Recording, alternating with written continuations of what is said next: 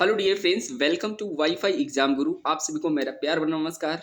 मैं आशा करता हूँ आप सभी लोग अच्छे होंगे, स्वस्थ होंगे। तो दोस्तों, आइए आज हम बात करने वाले हैं, जो भी आप देख रहे होंगे थंबनेल में, वो हम बताने वाले हैं आपका एग्ज़ाम कब होगा, आपको टाइपिंग कहाँ से सीखनी है और हमारी कट ऑफ क्या रहने वाली। पिछली वीडियो में हमने डिस्कस किया था कट ऑफ के बारे में, लेकिन बहुत सारे कमेंट आए, लोगों के डाउट थे, तो उनको डाउट को क्लियर करेंगे इसी वीडियो में। तो वीडियो को एंड तक बने रहिएगा। सोचिएगा कि आप जहाँ हैं, बिल्कुल बढ़िया सटीक जानकारी के साथ यहाँ से जाएँगे वीडियो देखने के बाद। तो सबसे पहले वीडियो को लाइक कर दीजिए और शेयर कर दीजिए अपने फ्रेंड्स में, और सब्सक्राइब कर दिए अगर नए हैं तो। आइए बात करते हैं। यहाँ पे आपने पेपर दिया हुआ होगा, यानी 4 और 5 जनवरी को हमारा पेपर हुआ था। आंसर की हमारी 23 जनवरी को आ गई। तो यहाँ पे हम कह सकते हैं 23 जनवरी को हमारी आंसर की आ गई। सभी लोगों ने आंसर मैच कर लिए होंगे। वहाँ से हमने जो डेटा कलेक्ट किया है उसके आधार पर हमने कट ऑफ बनाई। तो बात करेंगे इलाहाबाद हाई कोर्ट में आप लोगों ने सभी लोग परीक्षा दी। वो हमारी कौन कौन सी परीक्षा थी? Group C, group D, driver, steno, ये सभी परीक्षाएं आपने की। फाइनल आंसर की आने के बाद आप सब लोगों ने वहाँ से अपना जो है आंसर चेक किया, सही गलत क्या था, कितने नंबर आपके बन रहे थे। तो हम बात करने वाले हैं यहाँ पे जो कट ऑफ मैंने बताई थी उसको एक बार देख लीजिए। एक बार मैं बोल भी देता हूँ, यानी इलाहाबाद ग्रुप डी के लिए जो कट ऑफ क्या रहने वाली है वो हम बता देते हैं आपको। सेफ स्कोर आपका कितना रहने वाला है।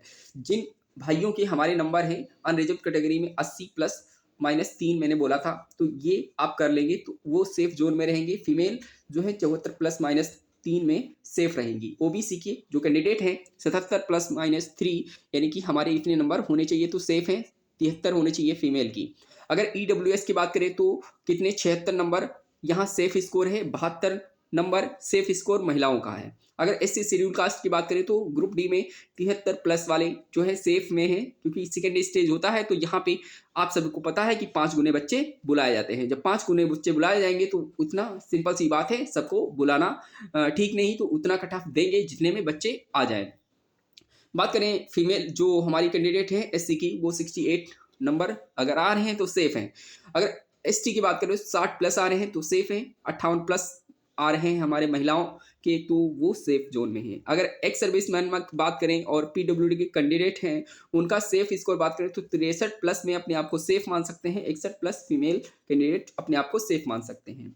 अगर हम बात करें कुल पद कितने थे, तो कुल पद हमारे 1639 हमारे ग्रुप डी में थे, क्योंकि 1639 आपको पद यहाँ पे मिले। तो उसमें कट ऑफ क्या बनी वो मैंने आपको बताया। सेफ स्कोर क्या रहेगा वो मैंने आपको बताया, और कुल कितने गुना बच्चे बुलाए जाएंगे वो मैंने आपको बताया। 5 गुने बच्चे बुलाए जाए। अब बात करते हैं इसका एग्जाम कब तक होगा, आपको कैसे रणनीति अपनानी चाहिए, ये हम बात कर लेते हैं। और मैंने बोला था कि सबसे ज़्यादा फॉर्म ग्रुप डी में अप्लाई हुए हैं, ये आपको याद रखना है, यानी कि ध्यान में रखना है, क्योंकि ये सबसे ज़्यादा बेरोजगारी है। चाहते आप देखते हैं कि एक समय ऐसा था, सफाई कर्मी की वैकेंसी निकली, होड़ मच गई। बहुत लोगों ने कहा मैं नहीं करूंगा, ये छोटी नौकरी होती है और इसके लिए मैं अपने स्वाभिमान, अपने जो हम मेरा सोचने का नज़रिया है वो अपना डाउन नहीं करेंगे। तो उनको ऐसा लगता था, लेकिन आज देखिए वही नौकरी नहीं मिल रही है सफाई कर्मी की। तो इसी वजह से लोग क्या करते हैं, जब हमारी चपरासी हो या उससे भी नीचे की जॉब हो, तो उसमें अप्लाई ऑफ कैंडिडेट बहुत ज़्यादा बढ़ जाते हैं, ह्यूज मात्रा में। तो हम कह सकते हैं यहाँ पे सबसे ज़्यादा फॉर्म अप्लाई किए गए हैं, क्योंकि ये हमारी एक नौकरी ऐसी है जिसमें आप चपरासी ही बनेंगे। और कैसे बनेंगे, इसमें बहुत सारी पोस्ट थी, उन पे हमने बात नहीं की है, लेकिन आपको मैंने पहली वीडियो में बताया था। अगर नहीं देखी है तो वो भी देख लें, कौन कौन सी पोस्ट हमारी आती हैं ग्रुप डी के अंतर्गत। ठीक है, आगे बात करते हैं। यहाँ पे जो हमारा सेकेंड स्टेज होने वाला है वो एग्ज़ाम कब तक होगा उस पर हम लोग बात कर लेते हैं। क्या क्या है सेकेंड स्टेज कब तक होने के चांस हैं। अगर मैं बात करूँ दोस्त मेरे, यहाँ पे आपने जनवरी में क्या दिया, जनवरी में पेपर दिया। जनवरी में पेपर हुआ आपका 4 और 5 जनवरी को। ठीक है, तो 4 और 5 जनवरी को पेपर हुआ, उसके बाद आंसर की जनवरी में ही आ गई। यानी इन्होंने मात्र कितना 23 जनवरी को इन्होंने आंसर की दे दी। और इसमें गेप कितना इन्होंने लिया, अगर मैं यहाँ पे 23 में से 5 घटा तो 18 बचा, यानी 18 दिन का समय दिया। ठीक है, और मैं आपको दावे के साथ कह सकता हूँ जब भी ये रिजल्ट देंगे उसके बाद आपको 2 महीने का ये क्या देंगे, टाइम देंगे तो 2 महीने में आप अपनी तैयारी को बूस्टअप कर सकते हैं। अगर अभी धीरे-धीरे पढ़ रहे हैं, जब डेट आ जाएगी पता चल जाएगा आपका रिज़ल्ट हुआ कि नहीं। जब आप रिज़ल्ट का इंतज़ार कर रहे हैं तो वो मैं बताने वाला हूँ कब तक रिज़ल्ट आने की संभावना है, ठीक है? वो बताऊँगा और डेट आपके एग्ज़ाम की कब होगी, टाइपिंग है तो टाइपिंग और सेकंड स्टेज रिटन है तो वो सब। और ग्रुप डी के लिए, मेंस के लिए हमारे चैनल पे बने रहिए, चैनल को सब्सक्राइब करिए और मैं यहाँ पे पूरी फ्री ऑफ कॉस्ट तैयारी कराने वाला हूँ। यहाँ पे आपको इंग्लिश है, मैथ है और जीके जीएस और ये रीजनिंग तो आती नहीं है, हिंदी आती है। तो 4 सब्जेक्ट संपूर्ण रूप से पढ़ने के लिए आप चैनल को सब्सक्राइब कर लें। और यहाँ पे जो सेकंड स्टेज कब होगा मैं आपको बता दूं कि रिजल्ट हमारा फरवरी के मिड तक आ जाएगा। यानी कि अभी हम कह सकते हैं आज हमारी 31 जनवरी को हम वीडियो ये शूट कर रहे हैं, तो हमारे पास ये कह सकते हैं 2 वीक्स हैं। 2 वीक्स में हमारा रिजल्ट मिड में आने की संभावना है, ऐसा लग रहा है, ठीक है? क्योंकि 15 दिन इसको चाहिए आंसर की।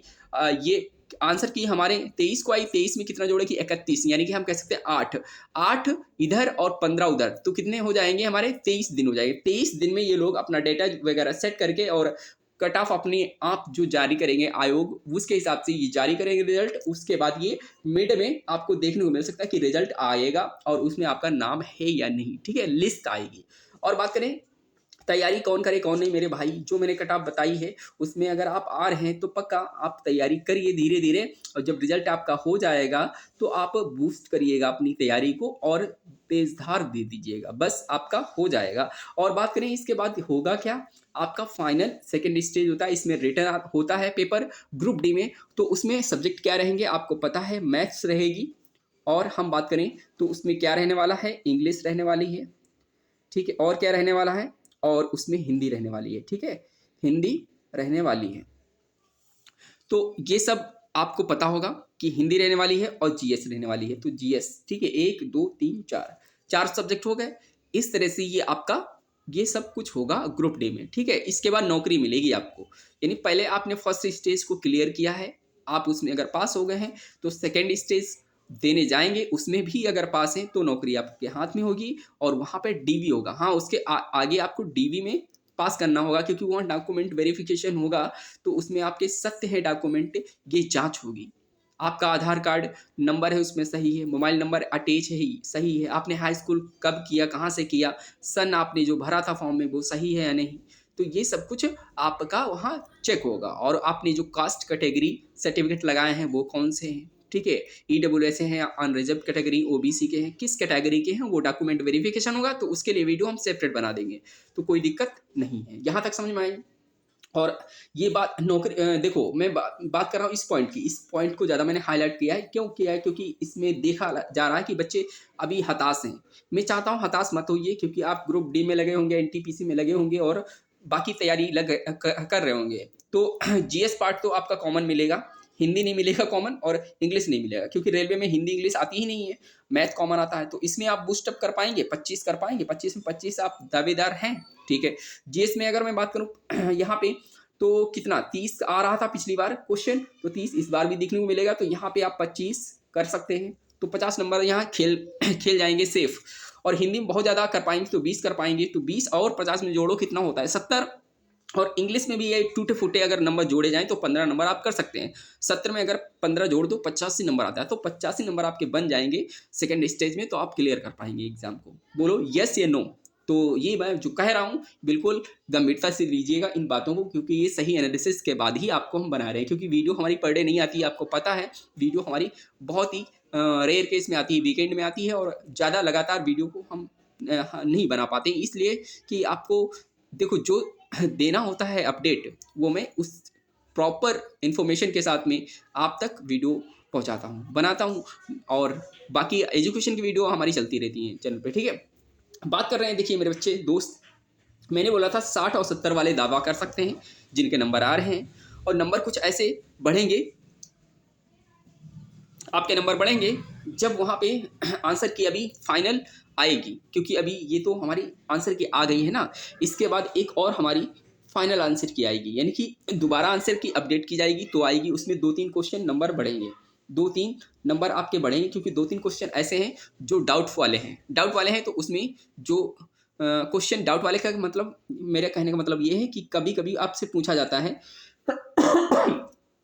कोस्टल तटी राज्य कौन से हैं? तो आपने याद किया होगा, गुजरात भी होता है, आंध्र प्रदेश भी होता है, गोवा भी होता है, महाराष्ट्र भी होता है, कर्नाटक, केरला, ये सब तटीय हमारे क्षेत्र होते हैं। अब पूछा गया तटीय क्षेत्र कौन सा है, तो आप देखिए कई स्टेट आ रहे हैं, तो कई स्टेट आ रहे हैं, तो जब कभी भी एक क्वेश्चन के 2-3 आंसर हो सकते हैं, तो वो आंसर आपने जो दिया है वो भी सही माना जाएगा, और जो आयोग ने दिया है वो भी आंसर सही माना जाएगा। बस शर्ते आपने अपना आंसर और आयोग का आंसर मैच कराना है, यानी आयोग का आंसर सही है और आपका भी सही है, तो दोनों पॉसिबिलिटी होनी चाहिए कि उस क्वेश्चन के आंसर क्या दो हो सकते हैं। जैसे मैंने बोला कोस्टल तटीय क्षेत्र कौन से हैं, तो आपके आंसर में बहुत सारे आएंगे। मैं बोलूँ इमामबाड़ा कहाँ है, तो आप तो बताएंगे सिंपल सी बात है लखनऊ में है। इसका एक ही आंसर हो सकता है, दो आंसर नहीं हो सकते, ठीक है, दो आंसर नहीं हो सकते हैं, तो इसी वजह से दो आंसर कभी बनते हैं एक क्वेश्चन के, तो आपका भी सत्य माना जाएगा और जो आयोग का आंसर है वो भी सत्य माना जाएगा। ठीक है बच्चा, इतनी बात समझ में आई। आगे बढ़े तो हम आगे बताने वाले हैं आपको। वैकेंसी भी मैंने बता दिया आपको, कितनी वैकेंसी इसमें है, 1693 वैकेंसी हमारी, ठीक है, 1693 हमारी वैकेंसी है ग्रुप डी में, क्योंकि ग्रुप डी पहले मैंने इसलिए लिया है क्योंकि इसमें ज़्यादा अप्लाइड कैंडिडेट हैं, ठीक है। और हाँ, आगे हम ग्रुप सी की बात करने वाले हैं, उससे पहले हम एक चीज़ और आपको दिखा दें कि आपको जब टाइपिंग करनी ही है तो आप सबसे पहले टाइपिंग कैसे सीखेंगे। टाइपिंग आपने सीख रखी होगी, तो AR टाइपिंग वेबसाइट पे जाएंगे तो ऑनलाइन दोनों प्लेटफॉर्म में वहाँ से आप टाइपिंग को टेस्ट कर सकते हैं। यहाँ पे हिंदी और इंग्लिश की टाइपिंग कर सकते हैं, क्योंकि ये फ्री है। बाबा टाइपिंग ऑनलाइन में जब जाएंगे तब टाइपिंग करेंगे तो यहाँ पे इंग्लिश और हिंदी दोनों आपको दिखने को मिलेगा। तो हाई कोर्ट के जो टाइपिंग होता है इसी से रिलेवेंट है, इसी के अकॉर्डिंग उसी पैटर्न पे ये लोग देते हैं, तो यहाँ से बहुत अच्छी मस्त कर सकते हैं टाइपिंग और कोई दिक्कत नहीं होगी, ठीक है। तो आगे बढ़ते हैं, हम बात कर लेते हैं आगे ग्रुप सी के कट ऑफ के बारे में और उसकी डेट, एग्जाम डेट और रिजल्ट के बारे में, ये सब चीज़ें हम बात कर लेते हैं आपसे, ठीक है। हाँ, इससे पहले स्टोनो की बात करेंगे, ठीक। स्टोनो में क्या है दोस्त, मैंने आपको कट ऑफ बताई थी। कट ऑफ क्या मैंने बताई थी, इंग्लिश की हमारी 69 जाएगी, +-3 आप कर सकते हैं यहाँ पे। और अगर बात करें हिंदी में तो हमारी 68 +-3 जाएगी। इतने नंबर आप बना रहे हैं तो हमारे सेफ माने जाएंगे, ठीक है।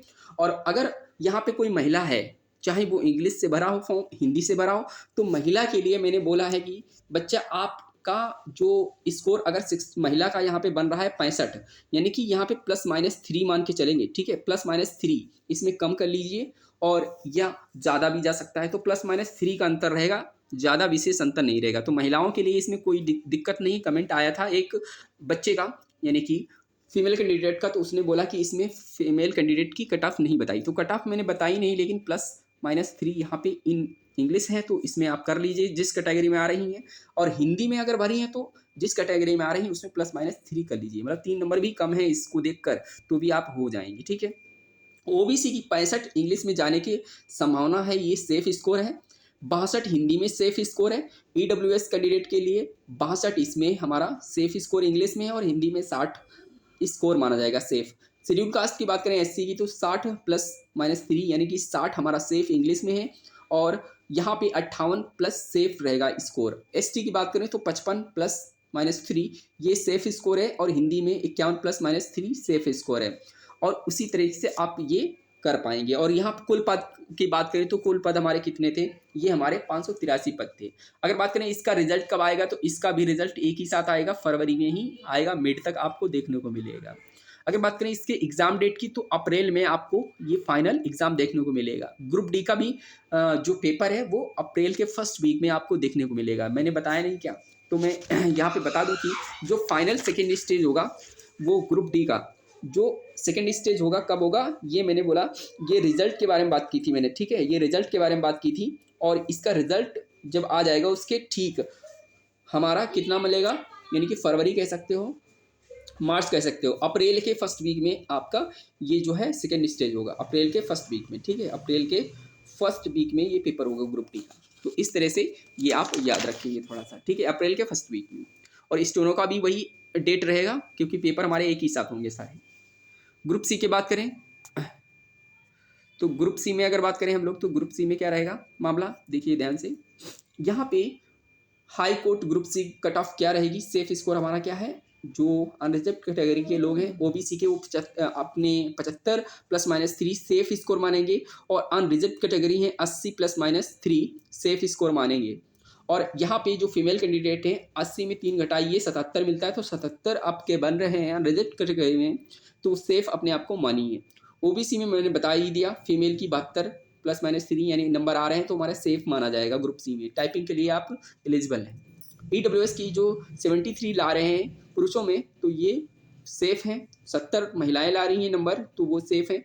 एससी में 67 नंबर आ रहे हैं तो सेफ हैं, और 64 फीमेल की आ रहे हैं तो एससी में वो सेफ हैं। अगर बात करें एसटी की तो यहाँ पे 63 प्लस आ रहे हैं नंबर तो आप सेफ जोन में हैं, 60 प्लस आ रहे हैं तो आप सेफ जोन में हैं। ऐसे ही मैं अगर बात करूँ पीडब्ल्यू की जो कट ऑफ है कभी कभी ज़्यादा भी जाती है, तो मैं यहाँ पे पीडब्ल्यू की कट ऑफ आपसे कहना चाहूँगा, मान के चलिए आपको यहाँ पे 65 और +-3 आपको देखने को मिल सकता है, ठीक है, +-3 तो 65 से ऊपर नंबर होने चाहिए, तो आप यहाँ पे आ जाएंगे। और एक्स सर्विस मैन है तब भी आप इसी में लाई करेंगे, ठीक है, कोई दिक्कत नहीं। आगे बात करें इसकी स्टेज सेकंड की जो पेपर होगा हमारा कब होगा, सेकंड स्टेज एग्ज़ाम कब होगा, क्योंकि आपका मिड फरवरी में रिजल्ट आएगा तो उसके बाद में अप्रैल के मिड में या फर्स्ट वीक में आपको डेट मिलेगी और मिड तक ये पेपर हो जाएगा ग्रुप सी का। तो टाइपिंग आप करते रहिए धीरे धीरे अभी, और हम तो ये कहेंगे कि अगर आप हिंदी करना जानते हैं तो हिंदी को ज़्यादा स्पीड कर लीजिए, अगर आप इंग्लिश जानते हैं तो इंग्लिश को स्पीड ज़्यादा कर लीजिए, एक में आप बढ़िया परफेक्शन आ जाना चाहिए, ठीक है। और उसके बाद जब डेट आ जाएगी आपका रिजल्ट हो जाएगा तो आपको लगेगा कि हाँ मेरा रिजल्ट हो गया, तो उसके बाद अपनी स्पीड को डबल करके, और दूसरी जो हिंदी है कमज़ोर तो हिंदी को टाइम दीजिएगा डबल, और इंग्लिश है तो इंग्लिश को टाइम दीजिएगा डबल, ठीक है। तो ये सब शेड्यूल रहेगा और आपका मैनेजमेंट बढ़िया रहेगा तो आप बढ़िया खेल जाएंगे एग्जाम से, ठीक है। और आगे क्या करेंगे आप सब लोग धीरे धीरे अपनी तैयारी को करेंगे, जैसे 10 मिनट मिलता है टाइम तो 10 मिनट टाइपिंग करें, 20 मिनट मिलता है तो 20 मिनट टाइपिंग करें, और इसके बाद जब रिजल्ट हो जाएगा तो आप 1 घंटा करिएगा हिंदी, 1 घंटा 1 घंटा इंग्लिश, तो 30 दिन होते हैं महीने में, तो 30 दिन अप्रॉक्सीमेट मान लेते हैं, तो 30 दिन में 30 घंटे आप कर रहे हैं, ठीक है, तो 30 घंटे हो जाएंगे, 2 महीने टाइम मिलेगा तो हमारे 60 घंटे हो जाएंगे। तो इस तरह से अपनी स्पीड टाइम के हिसाब से बढ़ती है, ठीक है, जितना टाइम आप देंगे उतना बढ़ेगी इसमें। हाँ, और कोई दिक्कत नहीं। हाँ, टाइपिंग करें या ना करें मेरे दोस्त, मैं तो यही कहना चाहूँगा, टाइपिंग देखो हफ्ते में 2-3 बार तो करनी ही चाहिए, और नहीं आप डेली कर पा रहे तो, अगर आप डेली कर पा रहे हैं टाइपिंग तो डेली करिए थोड़ी थोड़ी, और नहीं कर पा रहे हैं तो हफ्ते में संडे को कर लीजिए, फिर ऐसे संडे आते जाए करते जाइए आप, और जब रिजल्ट हो जाए तो आप डेली करिए, ठीक है, ये सब रहेगा सिनेरियो, और कोई दिक्कत नहीं। हाँ, इसमें 25 स्पीड होनी चाहिए आपकी हिंदी की, और इंग्लिश की 30 स्पीड होनी चाहिए, यानी कि आपको, ठीक है, 30 वर्ड पर मिनट करने हैं, 30 शब्द लिखने हैं, ठीक है, ये सब कुछ क्लियर होते हुए हो रहा होगा क्लियर, ठीक है। आगे चलते हैं, इसमें पोस्ट कितनी थी, तो इसमें हमारे 1054 पद थे, तो इसमें पेड अप्रेंटिस भी आते हैं, कौन से आते हैं, पेड अप्रेंटिस भी आते हैं, मैं लिख देता हूँ PA, और ये पेड अप्रेंटिस वाले भी इसमें रहेंगे। तो यहाँ पे हम कह सकते हैं कितने लोग बुलाए जाएंगे, 5 गुने बुलाए जाएंगे, ठीक है, सिंपल सी बात है, इसमें 5-6 गुने बुलाए ही जाएंगे, और ये कैंडिडेट जाएंगे हमारे पेपर देने बच्चे, ठीक है, जो सेकंड स्टेज के लिए एलिजिबल होंगे, इस सेफ स्कोर में आ रहे होंगे, तो ठीक है। आगे चलते हैं, देखते हैं क्या है। हाँ, हम बात कर रहे हैं, देखिए, हाँ, इलाहाबाद ये बहुत ही ज़्यादा दिक्कत करेगा ड्राइवरी की, ठीक है, ड्राइवर जो हैं उनके लिए कट ऑफ हाई रहने वाली है, मैंने ये कट ऑफ बताई तो थी, लेकिन यहाँ पे हम चाहेंगे ये माइनस तो बिल्कुल 3 नहीं जाएगा, प्लस ही 3 रहेगा, ठीक है, इसकी जो है आप डेट कर लीजिएगा, यहाँ पे इससे ज़्यादा जाने वाली है कट ऑफ, यानी कि हम कह सकते हैं ये +3 ही रहेगा, नीचे संभावना नहीं है, इससे ऊपर ही जाएगी, जिनके नंबर इससे ऊपर आ रहे हैं और या इतने आ रहे हैं वो दावेदार होंगे ड्राइवर के लिए। तो ड्राइवर में कुल कितनी पोस्ट थी हमारे पास, 30 दी, और इसके 3 गुना बुलाए जाएंगे तो 90 ही बच्चे बुलाए जाएंगे, कितना, देखिए कम वैकेंसी है, अगर कम वैकेंसी होती है ना तो कंपटीशन ज़्यादा होता है, ज़्यादा जब वैकेंसी आती हैं तो कंपटीशन कम रहता है, मतलब ये हुआ कि 4 समोसे हैं, 4 ही लोग खाने वाले हैं तो सबको तो एक एक मिलेगा, अगर 4 समोसे हैं 8 लोग खाने वाले हैं तो आधा आधा मिलेगा, और किसी को मिलेगा किसी को नहीं मिलेगा। मेरे बच्चे, जब नंबर ऑफ वैकेंसी ज़्यादा होते हैं तो नंबर कम भी हो तब भी सिलेक्शन होता है, और जब कम वैकेंसी होती हैं तो नंबर आपके ज़्यादा ही होने चाहिए, यानी 100 में आप 95 नंबर हो, 98 नंबर हो, 99 हो, 100 में 100 नंबर हो, तब तो नौकरी मिलेगी, क्योंकि भाई कम पद हैं। अगर कम पद होते हैं तो हमें ज़्यादा नंबर लाने हैं, और अगर ज़्यादा पद हैं तो नंबर कम भी हो तब भी हो सकता है सिलेक्शन। तो यही वजह है कि कट ऑफ हाई और लो कौन डिपेंड करता है, डिपेंड करते हैं हमारे पद, वैकेंसी कितनी है,